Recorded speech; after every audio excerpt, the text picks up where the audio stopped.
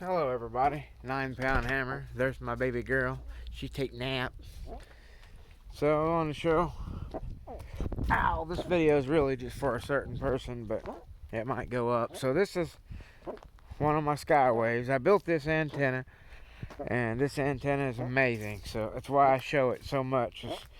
People ask me what I'm talking on, and then when I tell them I built it myself, they're like, there's no way he built that antenna. That thing's amazing. Well, I've done my research, and I've actually built a few of them, so there's quite a few antennas going on here. But what's going on?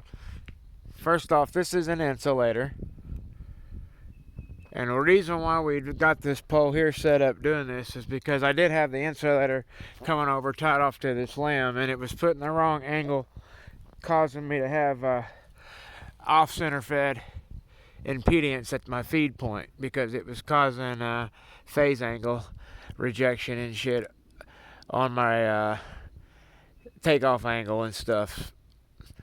All that's jive nonsense, but what I'm saying is it was causing impedance issues at the feed point. So we needed to bring it out and get it away from the structure, and we did that, and it was 1.3, which was beautiful, and that was across the band from channel 1 to channel 40. But whenever I did this, it literally went to 1.1. So it goes from 1.1 to 1.2 spectrally across the spectral floor. And what I did is so it's a T-top, you see. I'll kill the sun for you. So if you look at the center, it's a T-top. So an element goes out to there, then an element goes out to there. And the other element's tied off to my guy wire, my nylon guy wire right there. So that's an insulator, but then right here is the antenna radial. And it goes to the feed point. Then it comes off the feed point, goes to your left. I'll even tell you my measurements so you guys can know where to start. So you start at the feed point, cut a piece of wire 109 inches. But you're not going to be using it at 109. It'll be a little bit different. It'll be bent over. And then cut a wire 109 inches. But what I do is I cut one piece 18'4", and I bend it in the middle, and then right in the middle at the bend I cut it, and then that's my two elements, and that gives me extra wire. And let me tell you another tip, guys. Don't cut your wire to size. If you're a little bit long, and this is the reason why you always go long, you bend your wire over, and then if you look, let me zoom in, and this gives you your static hat. You bend your wire over and then wrap. So you see there's the actual end of the wire, but it's folded over itself, wrapped for a capacitance hat. Because guys, your high voltage and your signal and your antennas are at the end of your elements. Your high current is at the feed point, but your high voltage transmission, AC voltage, is at the end of the end of the elements. So you want, basically what I'm saying is right at the end is you want the wire size to be thicker or bigger. And you just do that by folding it over and wrapping. And it also helps tune the antenna drastically. That antenna is amazing how well that antenna works. Next would go to that vertical half wave, quarter over half, which it's argued by all different kinds of operators, but it's a half wave antenna. Some people say it's a quarter over half, but it's a half wave. It's labeled as 50 ohm half wave, DC grounded, end fed vertical. So that's what it is. And then this is a 0.64.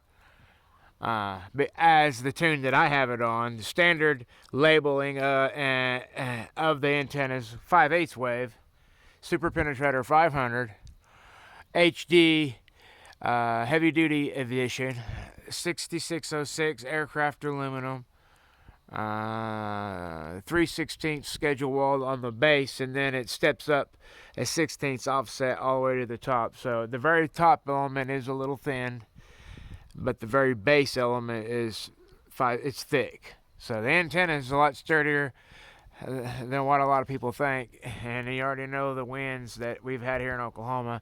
It's 80 mile an hour winds up and just ate it up. It's kind of weird how the antenna works. It'll get a little bit of a bend in the vertical element, and then it straightens itself up after we get a couple of days of hot sun. It's just kind of weird. And that 6606 aluminum is very flexible. It moves, and I think that's one reason why it doesn't break. It's very good stuff. It bends and works, and I like it. That antenna is a beast, but I have it tuned at 22.6, 10.5. And, you know, it's well into the 0.64 wavelength. So that's why I do so well with it. I'm 44.7 feet to the SO239. Well, the feed point, it's got a different, and then from the connector all the way to the SATA is 22 foot 6, 10.5. And that's the beast. And then we'll go to the mobile. I'm big into antennas. I love to talk and do antennas. I'll show you the actual setup that I have now. Now I've got a big custom plate. It's not a Dave made bot plate or anything like that. I do all my own stuff. So underneath here, and I'm not completely done with the setup. So underneath here, you can see where it's pulled, but underneath here is a big plate. It's 5/16 thick plate, and the plate has channels in it, so it's reinforced plate. We've got amphenol and Teflon insert, stainless steel. Now this, a lot of people don't realize, this is the trick to running this type of antenna on this metal car. This is an antenna. What I am touching is not ground. That is antenna that transmits. Then you've got an 1/8 inch of liner. Then you've got ground. So this is antenna. This all transmits everything from here. And getting this, and a lot of people freak out when they see my setup because they think, oh, Justin, our 9-pound hammer, you got to have a 6-inch riser to make it a quarter. No, this is a true 108-inch vertical element. It's old school 1970. That's 108.1 inches. It's true. It's true quarter wave vertical, and that's why I'm able to use this style man. Now underneath here is shunt, a grounding shunt. So this goes through the body. There's a stud that goes through, and it's not lined. It's grounded. And from here it goes, and there's a strap that goes right to the base of the SO239 with the clamp that goes right around it. It's a ground. So what it does, I'm sorry guys, what it does is it makes the DC ground. All this is the ground plane. You see the ground plane on the base antenna. So these elements that you see, these are the elements.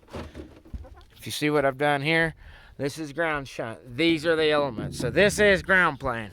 And that's why I can come out with, you know, I do it all the time. Of course, I run a lot more, but I can come out with, you know, 50 watts carrier, swing in, you know, a couple of hundred or whatever, and I can just talk on this thing. I get out there with a good amount of power, and I can just I can out-talk my bass. I can go down. This is how good this thing talks. I can go down after I've been out on the big radio, hammering it on the band.